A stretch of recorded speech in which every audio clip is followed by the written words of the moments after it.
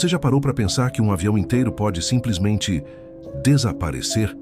Em 8 de março de 2014, o voo Malaysia Airlines 370 decolou do aeroporto de Kuala Lumpur com 239 pessoas a bordo.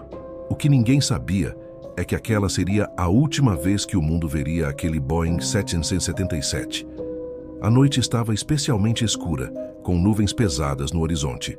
Dentro da aeronave, passageiros se acomodavam para o que deveria ser uma viagem rotineira até Pequim. O capitão Zahari Shah e seu copiloto realizavam os procedimentos normais de decolagem. Tudo parecia normal nos primeiros momentos do voo, até que, cerca de 1 hora após a decolagem, algo inexplicável aconteceu.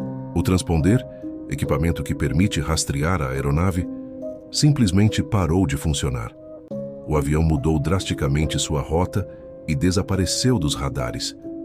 Os controladores de voo tentaram desesperadamente fazer contato. Silêncio. Apenas o ruído estático respondia às tentativas de comunicação. Era como se o MH370 tivesse sido engolido pela escuridão do Oceano Índico.